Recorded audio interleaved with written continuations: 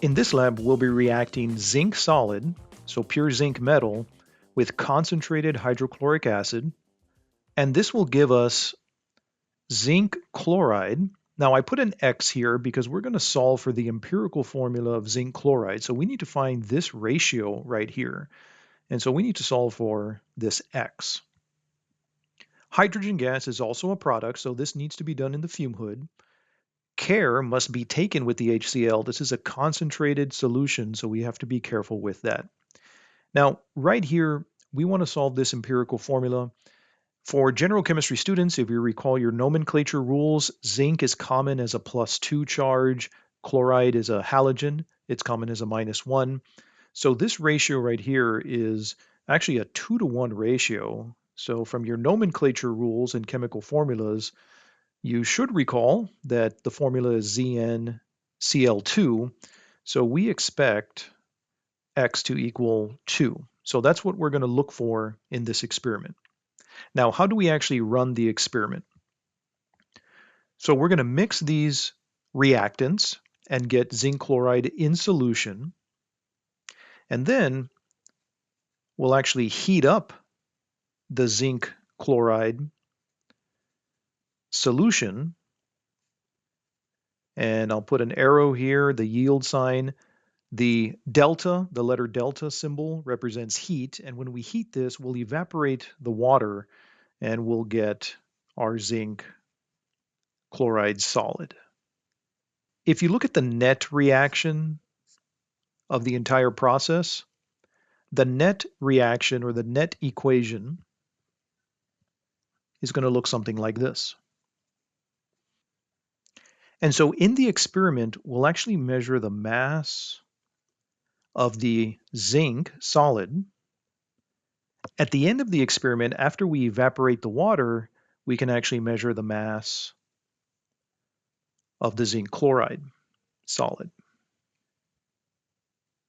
As you can imagine, the mass of the chloride is going to be the mass of the product, zinc chloride, and we simply subtract the amount of zinc. Now we're assuming that all of the original zinc reacts and is converted to the zinc chloride. So if we can subtract the mass of the zinc using the original mass of zinc, that's going to give us the mass of the chloride. So what we'll do next is we have the original mass of zinc, and then we'll take the mass of the chloride.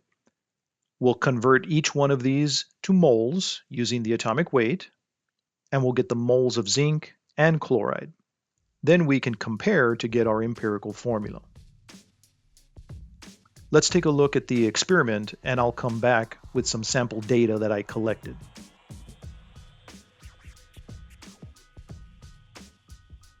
Heat the evaporating dish slowly at first, then at high heat.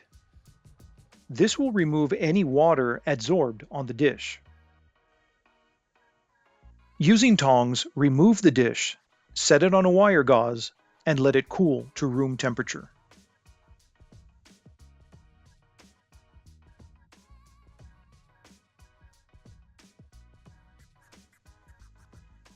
Weigh the evaporating dish, then add about 0.25 grams of granular zinc.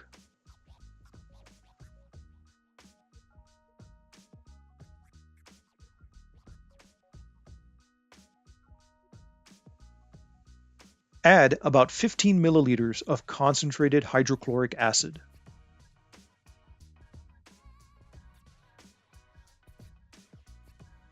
This must be done under the fume hood because hydrogen gas is flammable.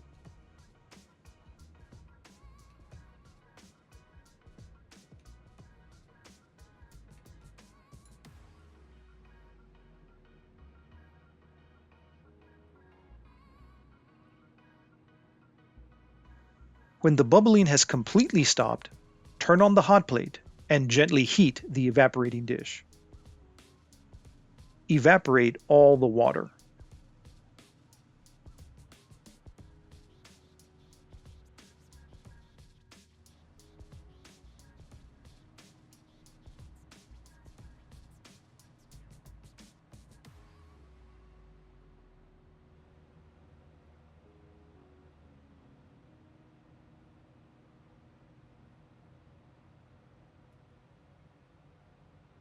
Keep a close watch on your evaporating dish.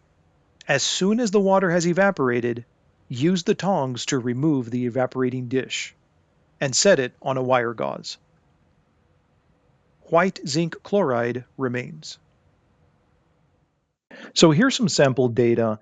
This is the original mass of zinc. The experiment calls for about a quarter gram, about 0.25. So I have about 0.276 to the nearest milligram.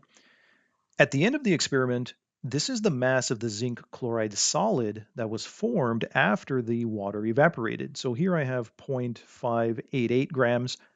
I'll subtract the amount of zinc. Again, we're assuming that all of the zinc is converted to this zinc chloride. So I'm just simply subtracting the amount of zinc that's present, and what's left over is the amount of chloride. So let's go ahead and convert each one of these to their respective moles.